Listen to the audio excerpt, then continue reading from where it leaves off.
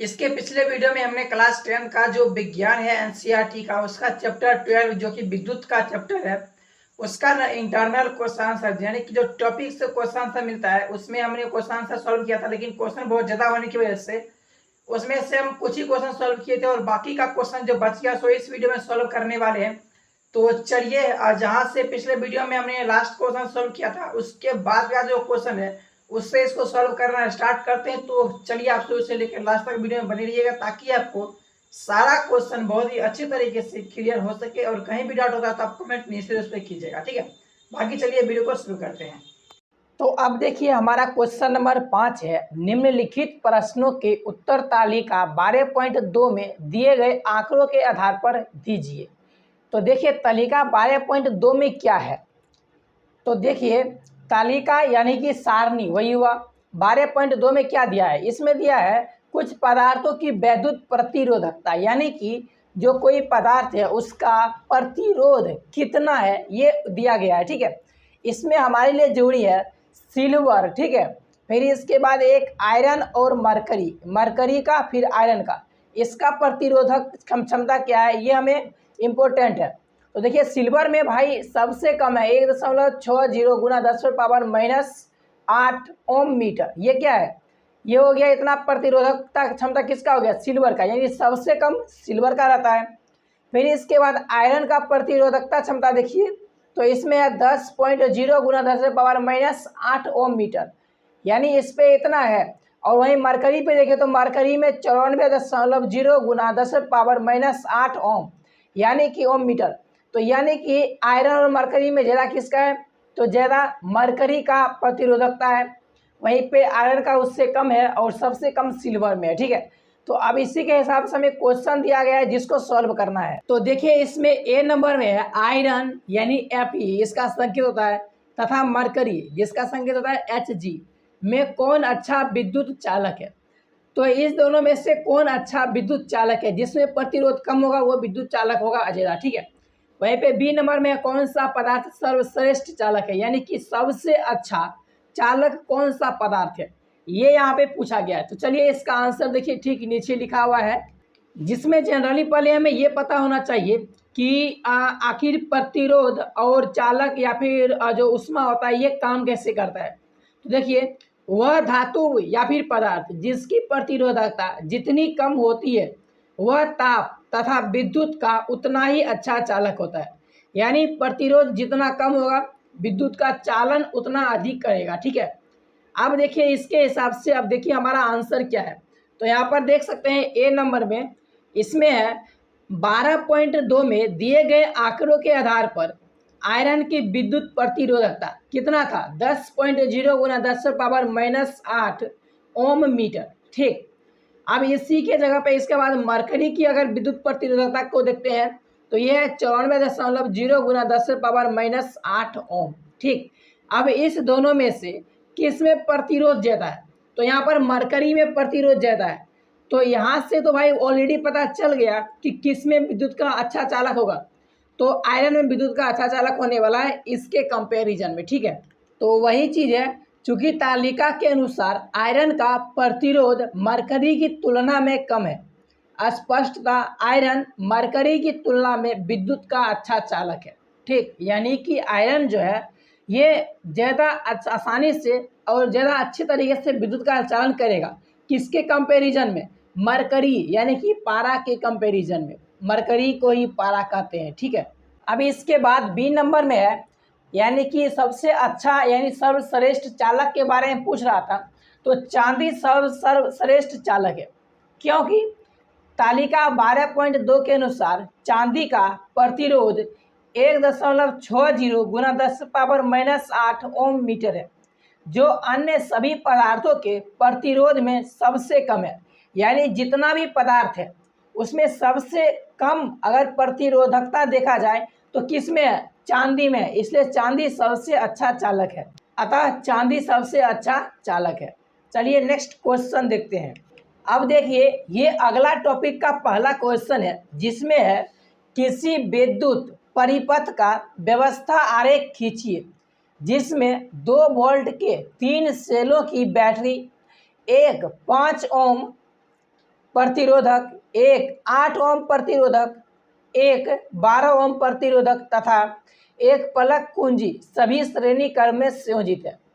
मतलब है कि हमें एक ऐसा परिपथ आरेख खींचना है जिसमें हमें 3 गो बैटरी लगाना है, ठीक है, यानी 2 वोल्ट का। फिर इसके बाद इसमें प्रतिरोध 3 दिया है, तीनों का अलग अलग प्रतिरोध है। प्रतिरोधक बात करते हैं, वो तीनों में अलग अलग प्रतिरोध है। पहला तो 5 ओम का है, दूसरा 8 ओम का है और तीसरा 12 ओम का है, ठीक। और इसी के साथ में कहता है एक पलक कुंजी भी है, मतलब कि उसमें एक स्विच लगा है। तो देखिए इसका ड्रॉ कैसे होता है, ड्राइंग मतलब कि आरेख कैसे खींचते हैं।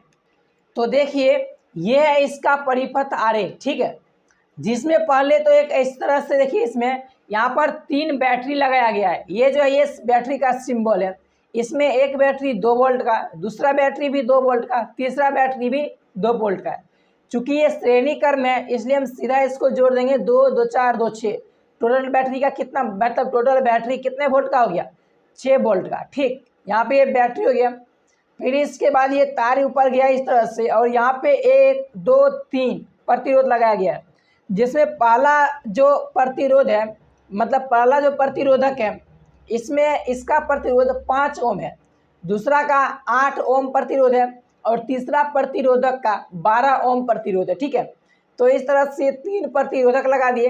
फिर इसके बाद ये तार आगे गया और यहाँ पे लग गया स्विच, जिसको कहता है पलक कुंजी, क्वेश्चन में दिया गया है।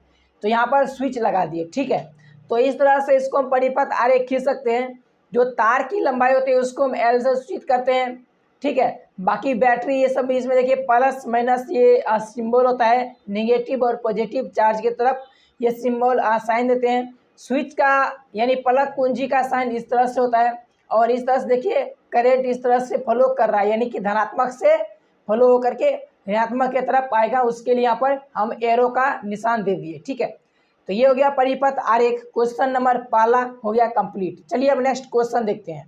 अब देखिए 2 नंबर क्वेश्चन है, प्रश्न 1 का परिपथ दोबारा खींचिए तथा इसमें प्रतिरोधकों से प्रवाहित विद्युत धारा को मापने के लिए एमीटर, ठीक है, यानी कि विद्युत धारा को मापने के लिए जो भी यंत्र होता है उसको एमीटर कहते हैं, तथा 12 ओम के प्रतिरोधक के सिरों के बीच विभवांतर मापने के लिए वोल्ट मीटर लगाइए।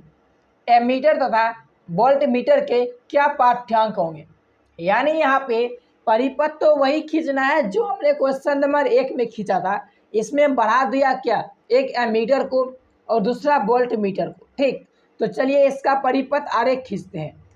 मतलब खींचा तो पहले से ही है। तो देखिए इसमें यह क्या, ये तो हो गया भाई परिपथ आरेख जो पहले से हम खींचे थे। इसमें एमीटर पहला में नहीं था और यहाँ पे वोल्ट मीटर नहीं था, बाकी सब कुछ सेम सेम है, ठीक। तो यहाँ पे देखिए एमीटर को हम जो विद्युत धारा प्रवाहित होता है उसमें लगाते हैं, तो यहाँ पे एमीटर लग गया। बाकी वोल्ट मीटर में कह रहा था कि 12 ओम जो प्रतिरोध है ना, प्रतिरोधक है, इसके सिरे पर यानी इसमें लेफ्ट राइट जो है इस तरह से दोनों को करके जोड़ देना है। तो यहाँ पर हो गया ये वोल्ट मीटर, ठीक है। अब इससे हमें क्या है कि जो परिपथ आरेख खींचने के लिए कह रहा था वो तो हम यहाँ पे खींच दिए। अब इसमें एक चीज़ और कह रहा था कि जो ये एमीटर और वोल्ट मीटर है इसका पाठ्यांक जो होगा वो भी हमें ज्ञात करना है। तो चलिए अब इसका पाठ्यांक ज्ञात करते हैं। तो देखिए परिपथ का तुल्य प्रतिरोध यानी कि जो तुल्य प्रतिरोध है वो क्या निकल कर आएगा। तो यहाँ पर जितने भी प्रतिरोधक है उसको श्रेणी क्रम में जोड़ा गया है, इसलिए यहाँ पर RSC होगा, ठीक है, यानी सीरीज में। तो ये हो गया यहाँ पर प्रतिरोध 1, प्रतिरोध 2, प्रतिरोध 3। अब तीनों को जब हम जोड़ते हैं तो कितना है, पहला तो है 5 ओम का, दूसरा 8 ओम का, तीसरा है 12 ओम का। सबको जोड़ते हैं तो 25 ओम का प्रतिरोध जो उसका तुल्य प्रतिरोध है परिपथ का वो निकल के आता है। अब इसके बाद देखिए आगे है, अगर विद्युत धारा निकालें तो I बराबर V/R, यानी कि विद्युत धारा बराबर होता है वोल्ट बट्टा प्रतिरोध। तो यहाँ पे कितना वोल्ट का बैटरी लगा हुआ है, करंट कितना जा रहा है 6 वोल्ट का, तो यहाँ पर 6 हो गया बट्टा प्रतिरोध 25 निकला है। जब इसको सॉल्व करेंगे तो 0.24 एम्पियर क्या निकल कर आएगा, विद्युत धारा। और विद्युत धारा किस में मापा जाता है, वो मापा जाता है एमीटर के अंदर। तो इसलिए एमीटर यानी अतः एमीटर का पाठ्यांक कितना होगा 0.24 एमीटर। मतलब एम्पियर। ठीक है, चलिए अब आगे देखते हैं। इसके बाद हमें वोल्ट मीटर का भी पाठ्यांक निकालना है। तो देखिए 12 ओम प्रतिरोधक के सिरों के बीच वोल्ट मीटर लगाया गया है, अतः वोल्ट मीटर का पाठ्यांक क्या होगा? तो उसमें हमने देखा था धारा बराबर होता है I बराबर V/R, और उसी फार्मूला से निकल कर आता है V बराबर IR। ठीक है, अब इसमें देखिए I यानी कि विद्युत धारा कितना निकल कर आया था? 0.24 एम्पियर। ठीक है, उसको हमने यहाँ पे नोट डाउन कर दिया। फिर इसके बाद प्रतिरोध, तो किस प्रतिरोधक के अंदर लगाया गया है? 12 ओम वाले प्रतिरोधक के अंदर, तो इसलिए इसमें 12 ओम हो गया। ठीक है, ये 12। अब जब इसको सॉल्व करेंगे तो 2.88 ये वोल्ट आएगा। ठीक है, यानी कि जो वोल्ट मीटर में पाठ्यांक आएगा वो कितना आएगा? 2.88 वोल्ट। तो इसलिए अतः वोल्ट मीटर का पाठ्यांक कितना है? 2.88 वोल्ट। ठीक, अब इसके बाद देखिए अगला टॉपिक का पहला क्वेश्चन है, जब ए नंबर में है 1 ओम तथा 10⁻6 ओम, फिर बी नंबर में 1 ओम 10⁻3 ओम तथा 10⁻8 ओम के प्रतिरोध पार्श्व क्रम में संयोजित किए जाते हैं, यानी कि पार्श्व क्रम बोले तो समानांतर क्रम में। ठीक है, तो इसके तुल्य प्रतिरोध के संबंध में आप क्या निर्णय करेंगे? यानी कि अगर हम इसका तुल्य प्रतिरोध निकालेंगे तो क्या निकल कर आता है? ठीक है, और उसके बारे में कुछ टिप्पणी भी करना है। तो चलिए देखते हैं इसको सॉल्व करके। तो देखिए सबसे पहला ए नंबर में देखते हैं, जब प्रतिरोध पार्श्व क्रम में संयोजित होता है, तो जब पार्श्व क्रम यानी समानांतर क्रम में संयोजित होता है तब उसका तुल्य प्रतिरोध निकालने के लिए हम बट्टा में करते हैं। ठीक है, तो 1/RP, RP मतलब हो गया कि प्रतिरोध को पैरेलल रूप में जोड़ा गया, यानी कि समानांतर रूप में जोड़ा गया, पार्श्व क्रम में जोड़ा गया। तो 1/RP बराबर 1/R1 प्लस 1/R2, क्योंकि जो ए नंबर में कहता है उसमें सिर्फ 2 ही प्रतिरोध है, एगो है 1 ओम का, दूसरा है 10⁻6 ओम का। ठीक है, तो यहाँ पर कितना हो गया? 1/1, क्योंकि 1 ओम का प्रतिरोध, प्लस 1/R2 की बात करते हैं तो 10⁻6 ओम है। ठीक है, तो अब इसको जब सॉल्व करेंगे तो निकल कर आएगा, पहले तो भाई एलसीएम लेंगे 10⁻6 आएगा, फिर 10⁻6 प्लस 1 ओम आएगा। ठीक है, तो इतना आ गया। इसको जब सॉल्व करेंगे तो इस तरह से इसका जो मान निकलेगा वो इस तरह से निकलेगा, यानी 1 पर 5 0 फिर 1, यानी इस तरह से इतना मान निकल कर आएगा। जब इसका हम डिवाइड करते हैं, पूरा सॉल्व करेंगे तो इसका जो तुल्य प्रतिरोध यानी समानांतर क्रम में आएगा वो निकल कर आएगा 0.9 ओम। ठीक है, तो यहाँ पर देखिए ये क्या हो गया, हमारा क्वेश्चन नंबर ए जो है उसका तुल्य प्रतिरोध इतना है। यहाँ पर देखिए जो सबसे छोटा प्रतिरोध है, यानी जिसका सबसे प्रतिरोधक क्षमता कम है, वो कितना ओम का था? 1 ओम का है, वही है। देखिए थोड़ा ऊपर करते हैं इसको, यहाँ पे देखिए ए नंबर में एक है 1 ओम का, दूसरा प्रतिरोध है 10⁻6 ओम का। तो सबसे कम किसका है? यहाँ पर 1 ओम है, और इससे भी कम आया है। यहाँ पे देखिए इसका तुल्य प्रतिरोध देखा जाए तो 0.9 आया, यानी कि 1 ओम से भी कम आया है। ठीक है, इस पॉइंट को यहाँ पे ध्यान रखिएगा। बाकी आगे देखते हैं बी नंबर में। अब देखिए इसी तरह से बी नंबर में है 1/RP बराबर 1/R1 plus 1/R2 plus 1/R3, क्योंकि इसमें 3 प्रतिरोधक का यूज किया गया है, जिसमें देखिए पहला प्रतिरोध 1 ओम का है तो 1/1 ओम प्लस 1/10⁻3 ओम, क्योंकि दूसरा प्रतिरोध कितना है? दूसरा प्रतिरोधक 10⁻3 ओम का है। फिर तीसरा प्रतिरोधक 10⁻6 ओम का है तो 1/10⁻6। अब इसको सॉल्व करेंगे तो ये भाई एलसीएम निकल के आएगा 10⁻6। फिर इसमें जिसको हम भिन्न का जोड़ जिस तरह से बनाते हुए इसे बनाएंगे तो इसका पूरा मान आएगा, बनकर कितना? 10⁻6 प्लस 10⁻3 प्लस 1। ठीक है, अब जब इसको सॉल्व करेंगे हम तो इसको सॉल्व करने के बाद देखिए कुछ इस तरह से मान निकल कर आएगा। इसमें 10⁻6 बट्टा 10⁻6 प्लस 10⁻3 प्लस 1। अब यहाँ पे कहेंगे भाई ये कैसे हो गया? तो ये इस तरह से हुआ है क्योंकि देखिए पहले ये 1/RP था, हमने इसको पलट दिया। ठीक है, पलट सकते हैं या फिर बोला जाए तो क्रॉस मल्टीप्लिकेशन करते हैं तो इस तरह से आता है। सिंपल अगर पलट देंगे तो भी कोई दिक्कत ना है, क्योंकि अगर ऊपर में 1 हो नीचे कोई अंक हो उसको पलटने पर कोई अंतर नहीं होता है। तो इसको पलटे तो उसी तरह से इसको भी पलट देंगे, तो जो ऊपर में था उसको नीचे, जो नीचे था उसको ऊपर कर दिए। तो कितना हो गया ये? पहले तो 10⁻6, इसको हम इस तरह से लिख सकते हैं। फिर इसके बाद इसको जब सॉल्व करेंगे तो इसको सॉल्व करने के बाद आएगा 100 101 यानी इतना मान निकल कर आएगा। बाकी इसको आप जोड़ सकते हो, ठीक। और फिर जब इसका पूरा कैलकुलेशन करोगे तब इसका मान निकल कर आएगा 0.9 ओम। तो इसमें भी देखिए 0.9 ओम आया है, यानी कि इसमें भी जो सबसे कम प्रतिरोध है ना, देखिए यहाँ पे जो प्रतिरोधक जो है सबसे कम कितना है, कितना ओम का है, 1 ओम का है, ठीक। तो इससे भी कम आया है, यहाँ पे वही ना 1 ओम से भी देखिए तो इसका तुल्य प्रतिरोध कम आया है।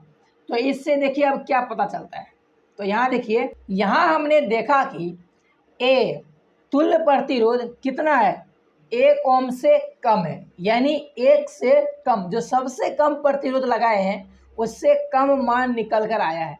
फिर उसी तरह से बी में भी देखिए वही है, तुल्य प्रतिरोध 1 ओम से कम है, यानी सबसे कम प्रतिरोध जितना है उससे भी कम मान निकल कर आया है। तो यहाँ पर एक लॉजिक बनता है। लॉजिक क्या बनता है, जब विभिन्न प्रतिरोधों को पार्श्व क्रम में यानी कि समानांतर क्रम में संयोजित किया जाता है तब तुल्य प्रतिरोध सबसे कम से भी कम आता है, यानी कि उस परिपथ में जो जितना भी प्रतिरोध लगा है, जो सबसे कम मान वाला प्रतिरोध होगा ना, उससे भी कम उसका तुल्य प्रतिरोध आएगा। कब आता है, जब प्रतिरोध को समानांतर क्रम में जोड़ते हैं तब, ठीक। चलिए अब नेक्स्ट क्वेश्चन की तरफ बढ़ते हैं। अब देखिए हमारा यहाँ पर 2 नंबर क्वेश्चन है, 100 ओम का एक विद्युत लैंप, 50 ओम का एक विद्युत टोस्टर तथा 500 ओम का एक जल फिल्टर 220 वोल्ट के विद्युत स्रोत से पार्श्व क्रम में संयोजित है। ये सब के सब जितने भी या मतलब कंपोनेंट जुड़े हुए हैं, सब के सब समानांतर क्रम में जुड़े हुए हैं, ठीक है। फिर इसके बाद है, उस विद्युत स्त्री का प्रतिरोध क्या है जिसे यदि समान स्रोत के साथ संयोजित कर दे तो वह उतनी ही विद्युत धारा लेती है, यानी कि जितना करंट, ठीक है, ये सब कंपोनेंट खा रहा है ना, उतना अकेले वो कौन खाएगा, ये जो विद्युत स्त्री को हमने जोड़ा है अलग से, उसको वो खाएगा, ठीक है।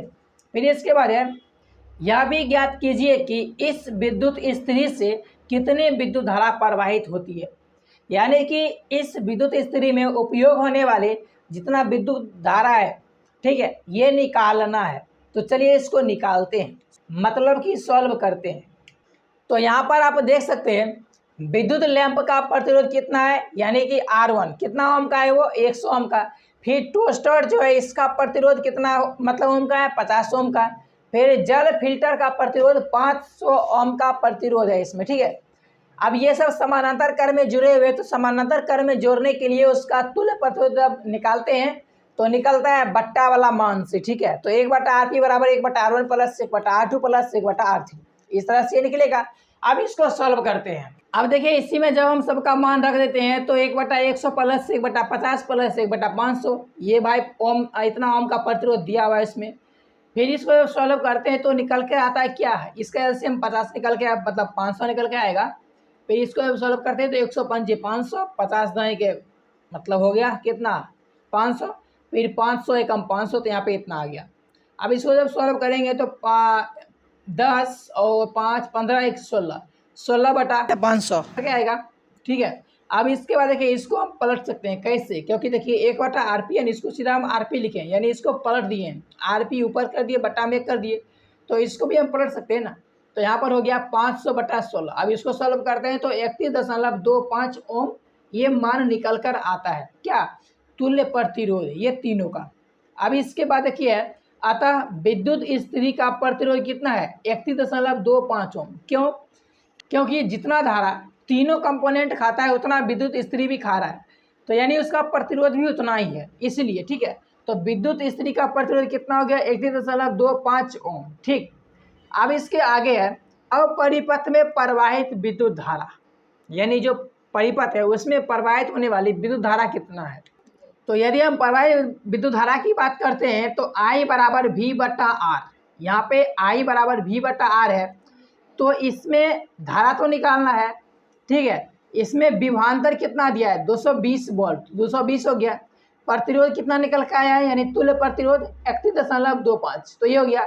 अब इसको जब सॉल्व करेंगे ना, यानी इसको दशमलव उड़ाएंगे, वहाँ पर 00 हो जाएगा, इस तरह से काट खोट के निकालते हैं तो 7.04 एम्पियर निकलता है। यानी ये क्या हो गया, ये हमारा हो गया विद्युत धारा, यानी प्रवाहित विद्युत धारा कितना है 7.04 एम्पियर का। अब ये तीनों कंपोनेंट में इतना ही धारा प्रवाहित होता है, इसलिए विद्युत स्त्री से भी जो प्रवाहित धारा कितना होगा 7.04 एम्पियर का ही होगा। ठीक, चलिए नेक्स्ट क्वेश्चन की तरफ बढ़ते हैं। अब देखिए 3 नंबर क्वेश्चन है, श्रेणी क्रम में संयोजित करने के स्थान पर विद्युत युक्तियों को पार्श्व क्रम में संयोजित करने के क्या लाभ हैं। यानी कि अगर हम घर में जैसे बिजली वगैरह वायरिंग करवाते हैं, उसमें बल्ब, पंखा, फ्रिज, चाहे जो भी हम लगाते हैं, सभी में हम सिर्फ समांतर क्रम यानी पार्श्व क्रम में ही जोड़ते हैं, श्रेणी क्रम में नहीं जोड़ते हैं। तो भाई पार्श्व क्रम का फायदा क्या है, तो चलिए देखते हैं इसको। श्रेणी क्रम के स्थान पर विद्युत युक्तियों को पार्श्व क्रम में संयोजित करने के लाभ। अब क्या सब लाभ है, तो पहला देखिए है, पार्श्व क्रम में संयोजित उपकरणों में से किसी एक के खराब होने की स्थिति में भी अन्य उपकरण कुशलता से कार्य करते रहते हैं। मतलब कि अगर एक दो सामान खराब भी हो गया ना तो भी कोई दिक्कत नहीं है, हम दूसरे सामान का यूज आसानी से कर सकते हैं। लेकिन अगर श्रेणी क्रम में जुड़ा हुआ तो ऐसा नहीं हो पाएगा। वहीं पे अगर दूसरा पॉइंट देखते हैं तो इसमें है, पार्श्व क्रम में संयोजित सभी उपकरणों के लिए अलग अलग स्विच लगाया जा सकता है ताकि आवश्यकता अनुसार किसी को भी ऑन या ऑफ किया जा सकता है। मतलब ये कि भाई जिसको हमें यूज करना है उसको चालू कर लो, जिसको बंद करना है उसको बंद कर लो। ये फैसिलिटी सिर्फ मिलता है तो किसे मिलता है, समानांतर क्रम संयोजन में। ठीक है, अब इसके बाद देखिए अगला है, विद्युत परिपथ का कुल तुल्य प्रतिरोध पार्श्व क्रम में संयोजित सभी उपकरणों के प्रतिरोध के योग से कम होता है। अतः विद्युत उपकरणों को पार्श्व क्रम में संयोजित करने पर बिजली की खपत कम हो जाती है। मतलब ये कि अभी आपने देखा था कि हमने जो समानांतर क्रम में अलग अलग प्रतिरोध को जोड़ करके उसके बाद अगर उसका तुल्य प्रतिरोध निकाले तो जो सबसे कम प्रतिरोध है ना उससे भी कम उसका प्रतिरोध आता है। यानी कि जब प्रतिरोध कम होगा तो बिजली की खपत भी कम होगी, तो यहाँ से भाई बिजली की खपत में भी बचत होती है। ठीक है, फिर इसके बाद नेक्स्ट क्वेश्चन की तरफ बढ़ते हैं। अब देखिए 4 नंबर क्वेश्चन है, 2 ओम, 3 ओम तथा 6 ओम के 3 प्रतिरोधकों को किस प्रकार संयोजित करें कि संयोजन का कुल प्रतिरोध। ठीक है, अब यहाँ पे कुल प्रतिरोध कितना होना चाहिए, तो ए नंबर में 4 ओम आ जाए और बी नंबर में 1 ओम हो। ठीक है, तो देखिए यहाँ पे हमें ये नहीं कहता है कि श्रेणी क्रम में जोड़ना है समानांतर क्रम में जोड़ना है, हमको कैसे भी जोड़ना है, लेकिन जितना ओम का प्रतिरोध कर रहा है उतना लाना पड़ेगा। तो देखिए इसमें पहला तो है, यदि R1 बराबर 2 ओम, R2 बराबर 3 ओम और R3 बराबर कितना है 6 ओम, ये सब इतना प्रतिरोध दिया हुआ है जो कि क्वेश्चन के हिसाब से यहाँ पे है। फिर इसके बाद है, तब सिर्फ R2 व R3 को समानांतर क्रम में जोड़ने पर, यानी R2 यानी 3 ओम और R3 6 ओम को अगर हम समानांतर क्रम में जोड़ते हैं तो क्या होता है, तो देखिए जब समानांतर क्रम में जोड़ते हैं तो इसमें आता है, यानी इसका तुल्य प्रतिरोध क्या निकल के आएगा, तो 1/RP बराबर 1 मतलब 3 प्लस 1/6 बराबर, यानी इसको टोटल करेंगे ना तो निकल कर आता है 2 ओम। ठीक है, यानी अगर समानांतर क्रम में प्रतिरोध दूसरा को और प्रतिरोध तीसरा, ये जो दिया हुआ है R2 R3, इसको अगर हम जोड़ते हैं तो तुल्य प्रतिरोध निकल के आता है 2 ओम। अब इसके बाद जब ये सब हो गया तो अब यहाँ पे हम क्या करेंगे, अब इस संयोजन के साथ R1 को श्रेणी क्रम में जोड़ने पर, यानी ये तो पहले समानांतर क्रम में हम प्रतिरोध 2 और 3 को जोड़ दिए। अब इसके बाद क्या करते हैं, इसका तुल्य प्रतिरोध निकाल लिया ना, अब इसके बाद इसमें हम एक श्रेणी क्रम में जो प्रतिरोध 1 दिया है ना यानी R1 उसको जोड़ते हैं, तो अब कितना निकल के आएगा, ये श्रेणी क्रम में जुड़ा हुआ है, ये हो गया भाई 2 ओम और ये कितना निकल के आएगा इसका तुल्य प्रतिरोध 2 ओम। तो देखिए यानी R बराबर, इसको RS लिख सकते हैं श्रेणी क्रम में, बराबर कितना R1 प्लस 2 ओम, क्योंकि ये 2 ओम किसका है, ये दोनों का 2 ओम है। ठीक है, तो यहाँ पे देखिए R1 कितना है 2 ओम, ये दिया हुआ है, और इसका तुल्य प्रतिरोध कितना आया था 2 ओम, तो बराबर कितना हो गया 4 ओम। यानी इस तरह से हम निकाल सकते हैं। ठीक है, यानी पहले R2 और R3 को समानांतर क्रम में जोड़ देंगे, फिर इसके बाद जो तुल्य प्रतिरोध होगा उसके अंदर हम R1 को श्रेणी क्रम में जोड़ देते हैं, तो हमें जो उसका कुल मतलब प्रतिरोध निकल के आता है कितना आता है, 4 ओम आता है। ठीक, अतः 3 ओम तथा 6 ओम के प्रतिरोधों को समानांतर क्रम में संयोजित कर उनके साथ 2 ओम प्रतिरोध को श्रेणी क्रम में जोड़ने पर तुल्य प्रतिरोध 4 ओम प्राप्त होता है। ठीक, अब इसके बाद दूसरा यानी बी नंबर क्वेश्चन को अगर देखें तो इसको सॉल्व करना है ना। तो देखिए, तुल्य प्रतिरोध का मान सबसे कम 1 ओम तभी होना संभव है जब सभी प्रतिरोध को समानांतर क्रम में संयोजित किया जाए। तो अब इसमें जितना प्रतिरोध है यानी R1, R2, R3 सबको समानांतर क्रम में जोड़ दिए, तो इसका तुल्य प्रतिरोध जब निकालेंगे तो देखिए यहाँ पे 1/RP यानी RP मतलब बोले तो जो प्रतिरोध है उसको पैरेलल यानी कि समानांतर क्रम में जोड़ा गया है, बराबर 1/R1 plus 1/R2 plus 1/R3। अब इसको सॉल्व करेंगे तो यहाँ पे सबका मान रखेंगे तो 1/2 प्लस 1/3 प्लस 1/6 मान आता है। और जब इसको भिन्न को जोड़ कंप्लीट करेंगे तो देखिए यहाँ पर एलसीएम लेंगे 6 मतलब सीधा 6 आएगा। ठीक है, फिर 2 3 6 यहाँ 3 हो गया, 3 2 6 यहाँ पर 2 हो गया, 6 कम 6 यहाँ पर 1 हो गया। अब इसको सॉल्व करेंगे तो 6/6 आता है और यहाँ पे ये पूरा काट खोट के कितना मान आता है, आरपी बराबर 1 ओम। यानी कि ये जो है यहाँ पे दूसरा नंबर में कह रहा था कि हमें 1 ओम चाहिए, तो यहाँ पर 1 ओम प्रतिरोध इसका तुल्य प्रतिरोध निकल के आ गया। ठीक है, यहाँ पे थोड़ा लॉजिक का यूज किया गया है, वही चीज़ जो हमने पीछे देखा था, यानी समानांतर क्रम में अगर हम प्रतिरोध को जोड़ते हैं तो सबसे कम वाला जो प्रतिरोध होगा ना उससे भी कम मान आएगा। तो उसी बेस पे हम इसको सॉल्व कर सकते हैं बहुत ही आसानी से। चलिए आगे देखते हैं। अतः जब तीनों प्रतिरोधकों को पार्श्व क्रम में संयोजित किया जाता है तो परिपथ का तुल्य प्रतिरोध 1 ओम के बराबर होगा। ठीक, जो कि हमने सॉल्व किया है। अब इसके आगे देखिए 5 नंबर क्वेश्चन हमारा है। तो देखिए इसमें है 4 ओम, 8 ओम, 12 ओम तथा 24 ओम प्रतिरोध की 4 कुंडलियों को किस प्रकार संयोजित करें कि संयोजन से ए नंबर अधिकतम, यहाँ पे होगा अधिकतम, तथा बी नंबर में निम्नतम प्रतिरोध प्राप्त हो। एक बार हमें अधिकतम प्राप्त करना है, एक बार हमें निम्नतम प्राप्त करना है। तो अधिकतम के लिए अगर बात करते हैं तो श्रेणी क्रम में संयोजित किया जाता है, और अगर न्यूनतम की बात करते हैं तब उसको हम पार्श्व क्रम में संयोजित करते हैं। ठीक है, तो पहले देखिए भाई अधिकतम को देखते हैं क्योंकि ए नंबर में वही है। तो ए नंबर में अधिकतम तुल्य प्रतिरोध यानी RS प्राप्त करने हेतु सभी प्रतिरोधों को श्रेणी क्रम में जोड़ा जाता है। अब श्रेणी क्रम में जोड़ने के लिए RS बराबर R1 plus R2 plus R3 plus R4। ठीक है, अब सबको जब जोड़ेंगे ना यहाँ पे मान रख करके तो मान निकल के आएगा 48, जो कि क्या है सबसे अधिकतम मान है। यानी कि श्रेणी क्रम में जब प्रतिरोध को जोड़ते हैं तो वो 48 ओम निकल के आता है। ठीक, अब इसके बाद हमें न्यूनतम प्रतिरोध प्राप्त करना है। तो देखिए न्यूनतम तुल्य प्रतिरोध प्राप्त करने हेतु सभी प्रतिरोधों को समानांतर क्रम में जोड़ा जाता है, यानी पैरेलल रूप में जोड़ेंगे।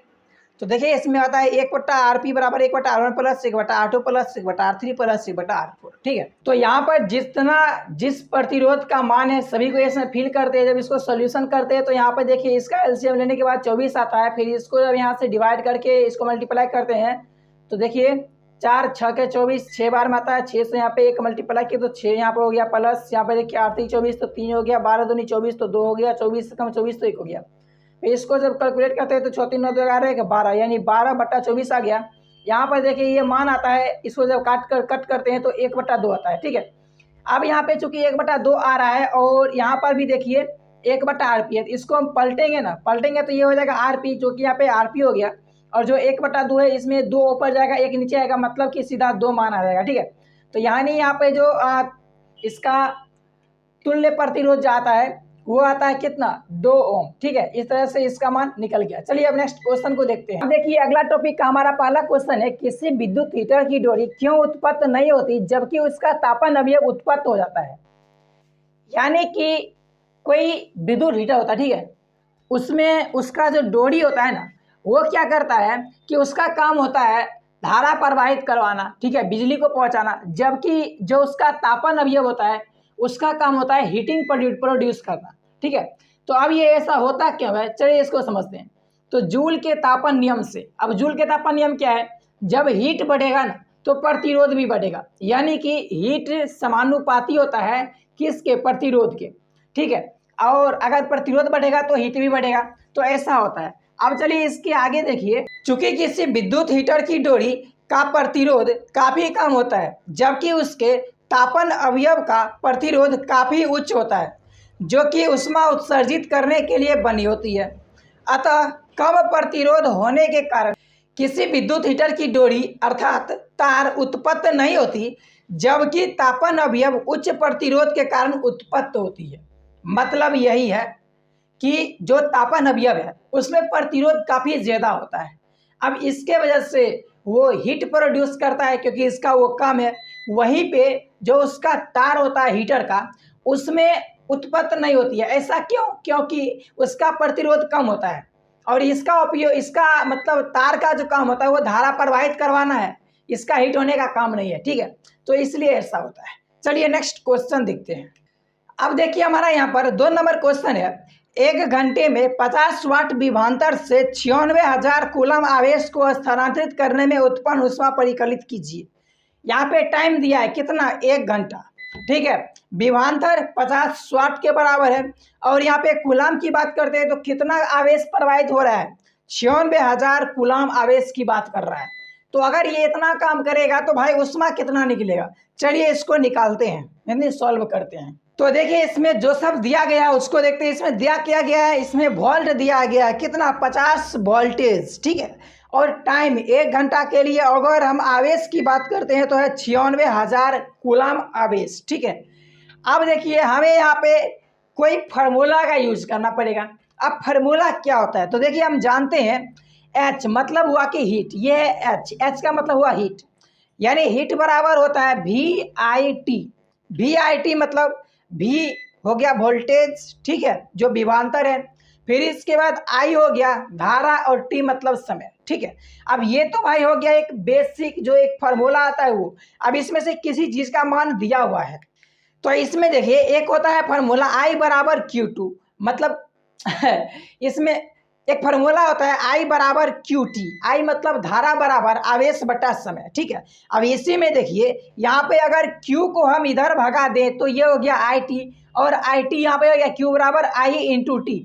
अब ये I इंटू टी देखिए इसमें इस फॉर्मूला में यहाँ पे I इंटू टी, यानी इसके जगह पे हम Q का मान रख सकते हैं क्योंकि हमें आवेश दिया हुआ है। तो इसलिए इसका जो एक रूपांतरित फार्मूला बन जाएगा वो बनेगा H बराबर VQ, वोल्टेज गुना आवेश। ठीक, अब इसमें देखिए जो सब दिया हुआ है ना मान उसी को रख करके हम सॉल्व कर लेंगे। तो वोल्टेज दिया है कितना? 50 वोल्ट। ठीक है, और आवेश दिया है 96,000 कूलम, तो 96,000 सीधा लिख दिए। अब इसको जब सॉल्व करेंगे गुना उना करने के बाद इस तरह से आएगा 48 पर 4 1 5 को 0। ठीक है, यानी इसको लिख सकते हैं 48 गुना 10 पर पावर 5, और ये हम हीट निकालें और हीट को हम हीट का जो मतलब क्या कहते हैं मात्रक होता है वो होता है जूल। तो इसलिए 48 गुना 10 पर पावर 5 जूल इतना ये हीट प्रोड्यूस होगा। ठीक है, यानी जो क्वेश्चन में कह रहा था हीट निकालने के लिए, यानी अगर इतना आवेश को प्रवाह करेगा इतना वोल्टेज पर 1 घंटा के लिए तो कितना गर्मी उत्पन्न होगा? तो इतना 48 गुना 10 पर पावर 5 जूल उत्पन्न होने वाला है गर्मी। ठीक है, चलिए अब नेक्स्ट क्वेश्चन है, मतलब उसी को यहाँ पे लिखा हुआ है। ठीक है, चलिए अब नेक्स्ट क्वेश्चन को देखते हैं। तो यहाँ देखिए 3 नंबर क्वेश्चन है, 20 ओम प्रतिरोध की कोई विद्युत स्त्री बोले तो वो स्त्री नहीं, ये प्रेस आयरन करने वाला 5 एम्पियर विद्युत धारा लेती है, 30 सेकेंड में उत्पन्न ऊष्मा परिकलित कीजिए। इसमें देखिए प्रतिरोध दिया है 20 ओम, इसमें धारा दे रहा है कितना?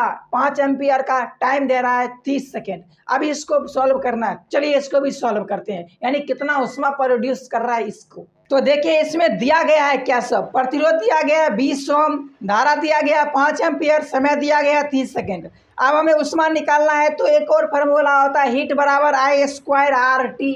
अब ये I स्क्वायर RT जो है ये भी उसी फार्मूला से बना है, H बराबर VITC। अब ये कैसे? तो डिस्प्ले पर एक छोटा सा फोटो लगा देंगे जिसमें आप देखकर समझ सकते हैं। ठीक है, अब देखिए यहाँ पे I स्क्वायर मतलब कि धारा को 2 बार गुना किया है। धारा कितना है? 5 एम्पियर का, तो 5 गुना 5 हो गया। प्रतिरोध दिया है 20 ओम, तो हमने यहाँ पर 20 से गुना कर दिए, और इसके बाद टाइम कितना है? 30 सेकेंड के लिए, तो 30 से हम गुना कर दिए। जब इसको पूरा को सॉल्व करेंगे तो 5 25 दूनी 50 दिया 150 नहीं 15,000 जूल इतना उत्पन्न, मतलब इतना ऊष्मा उत्पन्न होने वाला है। इसको हम सीधा 15 किलो जूल लिख सकते हैं ना, क्योंकि 1000 है ना, तो 1000 मतलब 1 किलो, तो 15 किलो जूल लिख सकते हैं। अतः उत्पन्न ऊष्मा कितना है? 15 किलो जूल, या सीधा आप लिखो 15,000 जूल, दोनों सही है। ठीक है, चलिए अब नेक्स्ट क्वेश्चन को देखते हैं। अब देखिए हमारा अगला टॉपिक का पहला क्वेश्चन है, विद्युत धारा द्वारा प्रदत्त ऊर्जा की दर का निर्धारण कैसे किया जाता है। यानी जो विद्युत धारा है, ठीक है, उससे जो एनर्जी निकलता है उसको हम कितने तरीके से व्यक्त कर सकते हैं। ठीक है, यानी इसको हम फार्मूला के रूप में देखेंगे ना, तब हमें बहुत अच्छे से पता चलेगा। ठीक, तो यहाँ पर देखिए विद्युत धारा द्वारा प्रदत्त ऊर्जा की दर को विद्युत शक्ति भी कहते हैं। मतलब ये कि विद्युत धारा जब प्रवाहित होता है, ठीक है, तो वहाँ पे कुछ एनर्जी प्रोड्यूस होता है या फिर उसके अंदर कुछ एनर्जी रहता है। ठीक है, उसी को हम उसको विद्युत शक्ति के नाम से भी जानते हैं, यानी पावर। ठीक है, इसका निर्धारण निम्न सूत्र द्वारा किया जाता है। यानी कुछ सूत्र है जिसके हेल्प से हम विद्युत शक्ति को सूचित करते हैं, यानी निकाल सकते हैं, कहीं पर ज्ञात कर सकते हैं। ये अलग अलग फॉर्मेशन में होता है, तो अलग अलग फॉर्म में हम इसका सूत्र को देखेंगे। तो यहाँ पर देखिए है विद्युत शक्ति, तो विद्युत शक्ति को हम पावर यानी कि P से सूचित करते हैं। तो P बराबर VI है, मतलब कि विभवांतर गुना विद्युत धारा। ये विद्युत शक्ति का पहला फार्मूला होता है, तो जिसको हमने फार्मूला नंबर 1 के रूप में लिखा है। अब इसी को हम इसी का रूप थोड़ा चेंज करते हैं और इसका अलग मतलब रूपांतरित फार्मूला बनता है, जिसमें देखिए V का मान क्या करते हैं हम IR रखते हैं, क्योंकि V जो है ना यानी विभवांतर बराबर होता है विद्युत धारा गुना प्रतिरोध। ठीक है, तो चूंकि यहाँ पर V का मान IR होता है, तो इसलिए हम यहाँ पर V के जगह पे IR रखते हैं, और ये पहले से आई है। जब ये दोनों गुना होता है तो बनता है I²R। ठीक है, तो ये विद्युत शक्ति का दूसरा फार्मूला हो जाता है, यानी इस तरह से भी निर्धारित कर सकते हैं I² के रूप में, P बराबर I²R। ठीक है, ये हो गया दूसरा। अब क्या करते हैं, इसमें थोड़ा और हम बदलाव करते हैं, और इसमें ऊपर नीचे दोनों तरफ से हम प्रतिरोध से गुना करते हैं।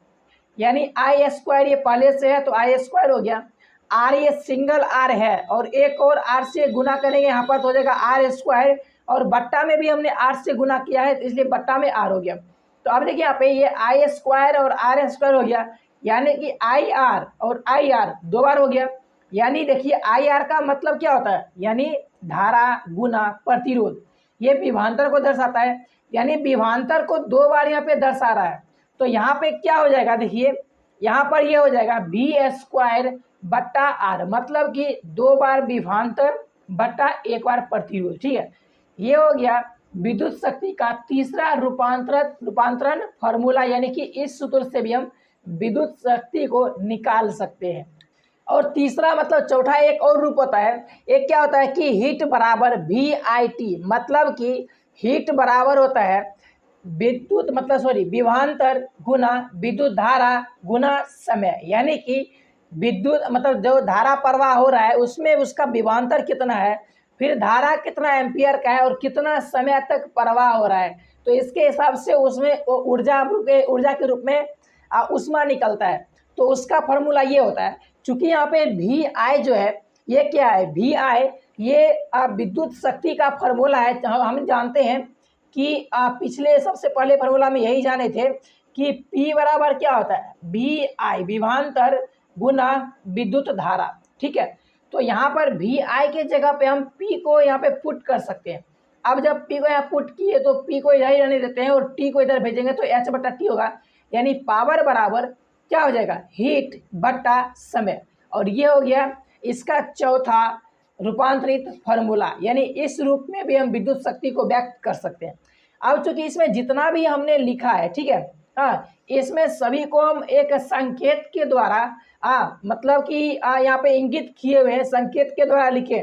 तो अब ये संकेत को कहते क्या है, तो ऐसे तो आपको पता है कि P मतलब हो गया पावर, V विभवांतर, I मतलब विद्युत धारा, R मतलब प्रतिरोध, इस तरह से H मतलब हीट होता है, तो उसी को हम लिख भी सकते हैं। इसी को हम जब लिखेंगे तो हो जाएगा, यानी क्या, जहाँ I क्या है विद्युत धारा है, R क्या है प्रतिरोध, V विभवांतर है और H मतलब ऊष्मा यानी हीट, और T जो है ये समय है। ठीक है, तो इस तरह से हम इतने तरीके से विद्युत शक्ति को हम व्यक्त कर सकते हैं। ठीक है, चलिए अब नेक्स्ट क्वेश्चन की तरफ बढ़ते हैं। अब देखिए हमारा 2 नंबर क्वेश्चन है, कोई विद्युत मोटर 220 वोल्ट के विद्युत स्रोत से 5 एम्पीयर विद्युत धारा लेता है। मोटर की शक्ति निर्धारित कीजिए, यानी पावर हमें निर्धारित करना है, तथा 2 घंटे में मोटर द्वारा उपयुक्त ऊर्जा परिकलित कीजिए। यानी यहाँ पे समय भी दिया हुआ है कितना, 2 घंटा। तो अब हमें यहाँ से पहले तो हमें उसका पावर निकालना है विद्युत मोटर का, और इसके बाद उसके द्वारा वो कितना ऊर्जा का उपयोग किया है ये भी निकालना है। तो चलिए निकालते हैं, इसको सॉल्व करते हैं। तो सबसे पहले जो दिया गया है वो हम नोट डाउन करते हैं। तो दिया गया है कि V यानी विभवांतर कितना है, 220 वोल्ट। फिर यहाँ पे विद्युत धारा यानी I कितना दिया हुआ है, 5.0 एम्पियर यानी 5 एम्पियर। और समय कितना, समय के लिए 2 घंटा के लिए। चूँकि यहाँ पे 2 घंटा ये बड़ा मात्रा के रूप में लिखा हुआ है, इसको छोटा मात्रा बदलेंगे यानी सेकेंड के रूप में। तो 2 ये घंटा हो गया, गुना 60 से गुना किए तो मिनट में, और फिर से 60 से गुना किए सेकेंड में। तो इस तरह से पूरे 7200 सेकेंड निकल कर आता है 2 घंटा को जब हम छोटे मात्रक में कन्वर्ट करते हैं तब। अब हमें यहाँ पर मोटर की शक्ति अगर निकालना है तो हम विद्युत धारा में पावर बराबर पढ़े हुए हैं। क्या पावर बराबर होता है, विभवांतर गुना विद्युत धारा, यानी P बराबर VI। यहाँ पे विभवांतर दिया हुआ है 220 वोल्ट, तो 220 गुना एम्पियर, यहाँ से मतलब धारा कितना है, 5 एम्पियर। तो 5 से गुना करेंगे तो टोटल हो जाएगा 1100.0। ठीक है, इतना यहाँ पे निकल के आता है। और पावर को हम वाट से मतलब इंगित करते हैं, या फिर उसका जो मात्रक होता है वो वाट होता है, इसलिए यहाँ पर 1100 वाट का ये क्या निकला, पावर निकला, यानी कि मोटर का शक्ति निकला। अब इसके बाद देखते हैं कि मोटर के द्वारा उष्मा ने ऊर्जा कितना उपयोग किया गया। ठीक है, अतः मोटर द्वारा उपयुक्त ऊर्जा कितना उपयोग कर रहा है, तो देखिए H मतलब हो गया हीट। आप इसको उष्मा से भी मान सकते हैं या फिर ऊर्जा के रूप में भी मान सकते हैं। तो H बराबर P इंटू टी। P मतलब पावर, कितना पावर का है और कितना समय के लिए चल रहा है। ठीक है, तो पावर दिया हुआ कितना, पावर निकला था हमारे पास 1100 वाट का। तो 1100 गुना, अब टाइम अगर समय की बात करते हैं तो इसका छोटा मात्रा क्या है, सेकेंड। तो कितना सेकेंड निकला था, 7200 सेकेंड। जब इस दोनों को आपस में मल्टीप्लाई करते हैं तो निकलता है 792 पर 4 गो जीरो, है ना, इतना जूल। क्योंकि जानते हैं जो ऊर्जा होता है, ठीक है, या फिर जो हीट होता है उसका जो संकेत होता है वो जूल होता है, यानी मात्रक जूल के रूप में हम व्यक्त करते हैं। तो इसलिए यहाँ पे इतना जूल निकल के आता है। तो इसको जब हम इस तरह से बदलेंगे क्या कहते हैं, दशमलव के फॉर्म में, तो ये बन जाएगा 7.92 गुना 10⁻6 जूल। ठीक है, यानी कि जो हीट निकल के आता है कितना, या फिर ऊर्जा के रूप में अगर बात करते हैं तो कितना निकल के आता है, ये 7.92 गुना 10⁻6 जूल। ठीक, अब इसी को हम एक और तरीका से बना सकते हैं, क्योंकि ये फिजिक्स है। फिजिक्स और मैथ हमेशा बहुत सारे तरीका से बनते हैं।